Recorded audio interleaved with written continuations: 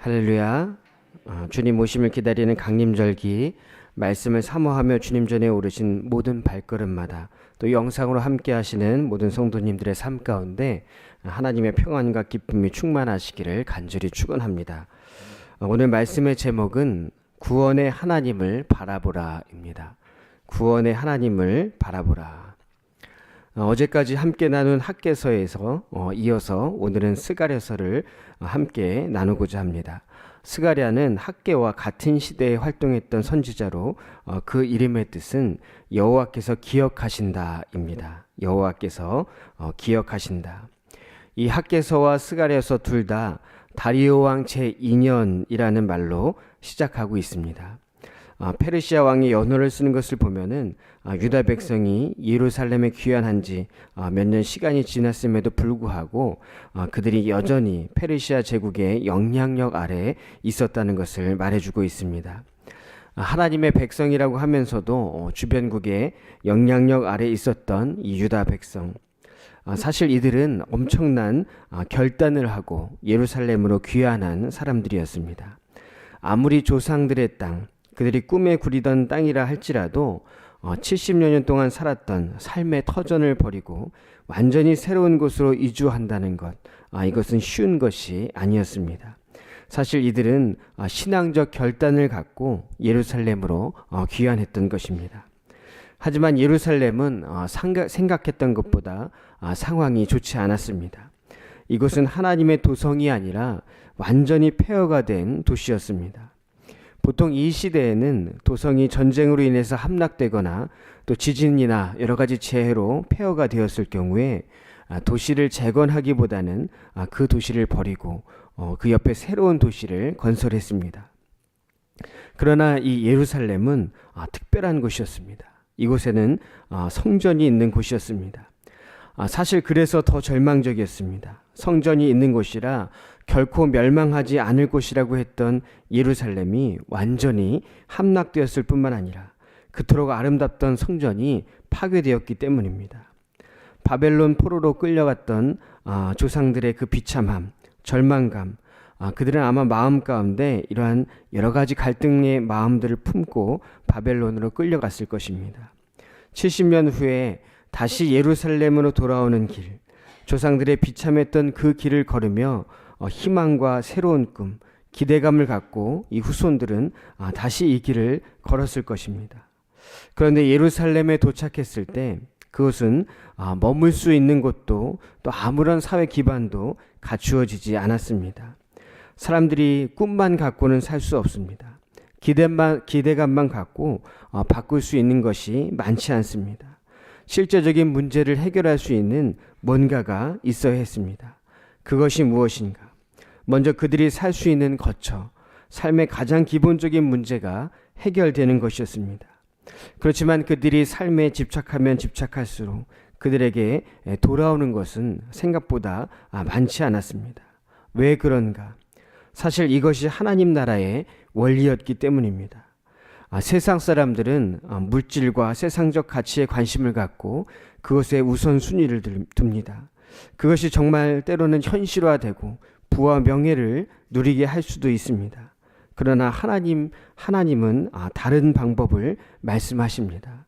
하나님께로 돌아가는 길, 하나님 우선순위로 사는 길, 이 길이 현실적인 문제도 해결할 수 있는 길이라는 것입니다. 믿는 자들에게 축복은 하나님이 허락해 주셔야만 받을 수 있는 것입니다. 하나님은 이스라엘이 이것을 깨닫기 원하셨던 것입니다. 지금 너희들이 관심을 가지는 것은 너희가 살 집을 짓고 세상의 소산물을 얻기 위해서 노력하는 것이 아니라 먼저 하나님의 성전이 우리 삶 가운데 세워질 때 다른 모든 것을 더해야 준다는 것을 깨달으라 라고 말씀하고 있는 것입니다. 그러기에 눈에 보이는 성전, 그리고 더 나아가 눈에 보이지 않는 우리 삶의 성전이 먼저 지어지는 것이 우리 삶 가운데 가장 중요하다는 것입니다. 먼저 오늘 본문 말씀을 크게 세 부분으로 나눠보면 1절부터 6절은 악한 길에서 돌아오라 라고 말씀하고 있습니다. 악한 길에서 돌아오라. 또 7절부터 17절까지는 화석류 나무 사이의 환상을 통해서 말씀하시는 장면입니다. 또 18절부터 마지막 21절까지는 네 뿔과 대장장이를 통한 환상의 말씀을 전하고 있습니다. 이 예언의 말씀들을 통해서 우리는 하나님이 어떤 분인지를 알 수 있습니다. 오늘 말씀을 함께 나누며 국률함으로 우리에게 말씀하신 하나님의 귀한 은혜를 깨닫고 기도의 제목을 얻고자 합니다. 첫 번째는 기억하시는 하나님입니다. 기억하시는 하나님. 하나님은 스가랴 선지자에게 임하셔서 너희 조상들에게 심히 진노하였느니라 라고 말씀하십니다. 너희 조상들에게 심히 진노하였느니라. 하나님은 자신의 백성들에게 내게 돌아오라. 그리하면 내가 너희에게로 돌아가리라 라고 말씀하십니다. 그러면서 하나님이 진노하셨던 그 조상들, 그들의 삶을 본받지 말라고 말씀하십니다. 이미 수많은 선지자들이 백성들을 향해서 하나님께로 돌아오라, 하나님께로 돌아오라, 악한 길, 악한 행위에서 떠나라 라고 수없이 외쳤습니다. 하지만 그들의 조상들은 이 말씀을 듣지 않았습니다. 하나님의 말씀을 듣지 않았던 조상들, 결국 그들은 유다의 멸망을 목도해야 했고 또 바벨론으로 끌려가 수많은 치욕을 당하게 됩니다. 하나님의 말씀하지 않으신 것이 아닙니다. 조상들이 듣지 않았을 뿐입니다. 이 말씀을 하나님께서 다시 이 후손들에게 하신 이유는 하나님께서 그들의 모든 행악을 기억하시고 계시다는 것을 말씀하는 것입니다. 하나님께서 그들의 죄악을 모두 기억하시기에 변명할 여지가 없습니다. 그들의 죄악은 단순히 나쁜 행동을 한 것으로 끝나는 것이 아니었습니다. 그들의 죄악으로 인해서 하나님과의 관계가 완전히 단절되었습니다. 하나님이 가까이 하고 싶어도 가까이 할 수 없는 관계가 되었다는 것입니다. 이것은 하나님께 큰 상실이 되었습니다. 자기 자신을, 자기 자녀를 잃어버린 상실, 자기 백성을 잃어버린 상실. 하나님은 그것을 기억하시며 예루살렘으로 돌아온 백성을 향해서 다시 말씀하셨습니다. 하나님을 배반했던 조상들, 하나님의 말씀을 듣지 않았던 그 조상들처럼 행하지 말고 이제 마음을 돌이켜 하나님께로 돌아오라는 것입니다. 하나님께로 돌아올 때 하나님도 돌아오시겠다고 말씀하십니다. 성전 재건을 비롯한 모든 새로운 역사의 시작은 우리가 하나님께로 마음을 돌이키는 데부터 시작이 됩니다. 우리가 하나님의 얼굴을 바라볼 때 하나님도 우리에게로 얼굴을 돌이키신다는 것입니다. 그러기에 유진 피터슨 목사님은 우리가 하나님께로 다가갈 때 하나님은 우리를 향해 달려오신다라고 했습니다. 우리가 하나님께로 다가갈 때 하나님은 우리를 향해 달려오신다. 하나님은 우리의 죄악을 기억하실 뿐만 아니라 그것을 넘어 우리 모두를 기억하시는 줄 믿습니다. 우리가 하나님의 자녀라는 것, 그 자체를 기억하신다는 것입니다. 그들의 조상을 기억하시고 그들을 기억하신다는 것, 하나님은 그들이 죄를 짓기 이전에도 그 이후에도 또 심판을 받았을 때에도 바벨론 포로기에도 그 이후 예루살렘에 돌아온 후에도 여전히 하나님은 그들을 하나님의 자녀로 기억하고 계셨다는 것입니다. 그렇다면 우리는 하나님께 어떻게 기억되어야 하겠습니까? 그들의 조상들처럼 불순종과 악한 존재로 기억되어야 할지, 아니면 하나님께로 돌아가는 자, 하나님의 음성을 듣는 자로 기억되어야 할 것인지, 우리 모두는 하나님의 자녀로 하나님께로 돌아가는 자로 기억되어야 할 줄로 믿습니다. 우리가 온전히 하나님께 기억되며 하나님의 일을 감당하는 우리 모두가 되시기를 간절히 축원합니다. 두 번째는 위로하시는 하나님입니다. 위로하시는 하나님. 7절부터 17절까지는 스가랴에게 임한 하나님의 첫 번째 환상에 대한 이야기입니다. 밤에 보니 한 사람이 붉은 말을 타고 골짜기 속 화석류 나무 사이에 섰고 그 뒤에 붉은 말과 자줏빛 말과 백마가 보입니다. 골짜기 속 화석류 나무는 일부러 찾아야 볼 수 있는 것입니다. 이 화석류 나무는 크기가 그렇게 크지 않은 나무입니다. 그런데 향기가 아주 좋은 나무였다고 합니다. 쉽게 눈에 띄지 않는 것, 힘을 잃어버린 언약 백성, 또 교회를 의미하기도 합니다.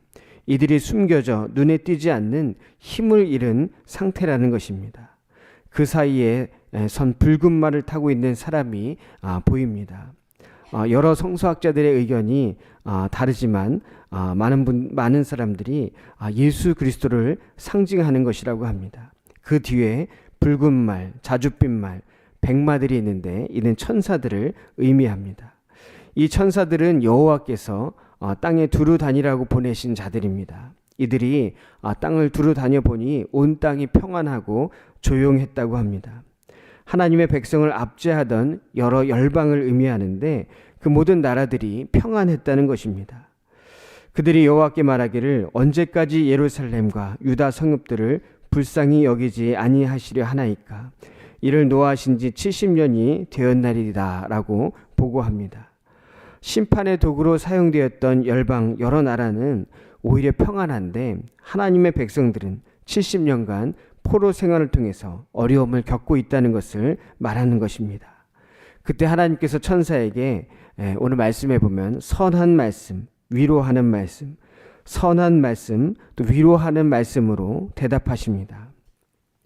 하나님께서 예루살렘의 죄악으로 인해서 열방을 통해 그들을 심판하려 하셨는데 이 많은 나라들이 하나님이 원하시는 것 이상으로 유다를 힘들게 하였다는 것입니다. 이제 하나님이 하나님의 백성을 불쌍히 여기십니다. 그리고 예루살렘에 하나님의 집을 건축하겠다고 말씀하십니다. 하나님의 집이 건축된다는 것, 그것은 하나님께서 예루살렘 가운데 다시 거하시겠다는 것, 하나님이 그들과 함께 하시겠다는 위로의 약속입니다.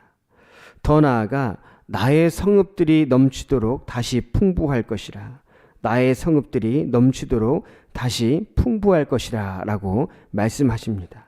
이제 유다의 많은 성읍들, 그 성읍을 하나님께서 나의 성읍으로 말씀해 주십니다. 그 도시가 하나님의 성읍이라, 하나님의 도우심 가운데, 하나님의 보호하심 가운데, 하나님의 인도하심 가운데 있는 하나님의 성읍이라고 말씀해 주십니다. 그러기에 그 성읍들은 다시 풍부하게 될 것이라는 말씀입니다. 그리고 마지막으로 여호와가 다시 시온을 위로하며, 여호와가 다시 시온을 위로하며 다시 예루살렘을 택하리라, 다시 예루살렘을 택하리라 라고 말씀하십니다. 버려졌다고 생각했던 하나님의 백성들, 그들을 향해 다시 회복을 말씀하시며 위로하시고 다시 택함 받았다고 선포하고 있는 것입니다. 이처럼 하나님은 혼란과 또 비관 가운데 있었던 자기 백성을 위로하시는 분입니다. 하나님의 가장 큰 위로, 그것은 결코 하나님은 자신의 백성을 버리지 않으신다는 것. 아마도 이 약속과 위로의 말씀이 이 이스라엘 백성에게, 다시 예루살렘으로 돌아온 유다 백성에게 큰 위로가 되었을 것입니다. 우리도 세상을 살아가며 하나님으로부터 버려진 것은 아닌가? 왜 세상 사람들은 형통한 삶을 사는 것만 같은데 하나님을 믿고 있는 나 자신은 더 어렵고 힘든 삶을 사는 것인가? 비관적인 생각을 할 때도 있습니다. 그러나 하나님은 그 순간에도 우리를 위로하시며 우리가 하나님의 택함받은 백성임을, 또 하나님이 위로하시는 하나님의 자녀임을 말씀하고 계신 줄로 믿습니다. 하나님의 위로가 있다면 우리가 세상에서 어떤 어려움을 당할지라도 문제될 것이 없습니다. 하나님이 우리와 함께 하시며 언젠가는 우리의 삶을 가장 선한 길로 인도하실 것이기 때문입니다. 오늘도 우리를 위로하신 하나님을 생각하며 기쁨과 확신 가운데 살아가는 우리 모두가 되기를 간절히 축원합니다. 세 번째는 준비하시는 하나님입니다. 준비하시는 하나님. 또다시 스가랴에게 두 번째 환상이 임합니다. 그가 눈을 들어보니 4개의 뿔이 보였습니다. 그는 이 뿔을 보고 무엇인지 몰라서 천사에게 이것이 무슨 의미냐고 묻습니다. 천사는 유다와 이스라엘과 예루살렘을 흩뜨린 뿔이라고 말합니다. 4개의 뿔. 이 뿔은 이스라엘과 유다를 대적했던 아수르, 애굽, 바벨론, 페르시아를 말할 수도 있습니다. 그런데 더 광범위하게 보면은 이스라엘을 둘러싸고 있던 동서남북 모든 열방을 의미하는 것으로 생각할 수 있습니다. 그때의 그 뿔이 여호와께서 대장장이 4명을 그 뿔 앞에 보내주십니다. 스가랴는 이들이 무엇을 하러 왔냐고 물어보자 유다 땅을 힘들게 한 이 뿔들을 떨어뜨리려 한다라고 말씀하십니다. 즉 하나님께서 열방을 심판하시고 이스라엘을 다시 회복시키시겠다는 약속의 말씀입니다. 이처럼 하나님은 우리를 위로하실 뿐만 아니라 분명한 미래의 승리와 구원을 준비해 주시는 줄 믿습니다. 그러므로 이스라엘 백성에게 지금 성전 재건을 하면서 만나게 되는 여러 가지 어려운 일들, 또 이방 나라들의 방해와 질투, 이러한 것들을 두려워할 것이 없다는 것을 말씀하고 있습니다. 왜냐하면 이미 하나님께서 새로운 길을 준비하고 계시기 때문입니다. 그러므로 우리 앞에 아무것도 보이지 않을 때, 고통 가운데 있을 때, 그때는 오히려 하나님께서 우리를 위해 무언가를 준비하시는 때입니다. 하나님의 준비에 함께 또 우리가 준비해야 할 것이 있습니다. 그것은 바로 하나님께서 우리에게 주신 소망을 붙잡고 나아가는 것입니다. 하나님께서 우리를 위해 승리를 예비해 두셨다는 소망, 하나님께서 우리를 구원해 주신다는 소망, 언제 어디서나 우리가 그 소망을 붙잡고 나아갈 때 하나님은 우리에게 진정한 승리와 또 구원을 허락해 주시는 줄 믿습니다. 로마서 5장 5절의 말씀, 소망이 우리를 부끄럽게 하지 아니함은 우리에게 주신 성령으로 말미암아 하나님의 사랑이 우리 마음에 부은 바 됨이니, 소망이 우리를 부끄럽게 하지 아니함은 우리에게 주신 성령으로 말미암아 하나님의 사랑이 우리 마음에 부은 바 됨이니, 하나님의 그 소망을 붙잡고 나아갈 때 우리가 하나님의 사랑을 깨닫게 되고 늘 승리하는 복된 삶을 살아가게 될 줄 믿습니다. 소망이 있는 백성은 결코 망하지 않습니다. 소망이 있는 삶은 기쁨이 넘쳐납니다. 오늘도 우리에게 소망을 주시는 주님, 우리를 사랑하시는 주님, 그 은혜를 생각하며 하나님의 귀한 일들을 감당하는 복된 하루가 되시기를 간절히 축원합니다. 기도하겠습니다. 사랑의 주님, 오늘도 말씀으로 인도하시고 우리에게 소망을 주심에 감사를 드립니다. 우리를 기억하시며 또 위로하시며 우리를 위해 승리를 준비하시는 주님, 언제나 주님을 바라보며 소망을 갖게 하시고 주님 주시는 구원을 누릴 수 있는 복된 삶이 되게 하여 주시옵소서. 오늘도 귀한 예물 드리는 모든 손길 가운데 함께 하옵시고 모든 기도의 제목이 주님 안에서 응답되며 땅에 기름진 축복과 하늘의 신령한 복이 넘쳐나게 하여 주시옵소서. 오늘도 믿음으로 나아가오니 성령 충만한 삶을 살아가게 하시고 참된 기쁨과 평안이 넘쳐나는 복된 하루가 되게 하여 주시옵소서. 모든 것 주님께 맡기오며 살아계신 우리 주 예수 그리스도의 이름으로 간절히 기도하옵나이다. 아멘.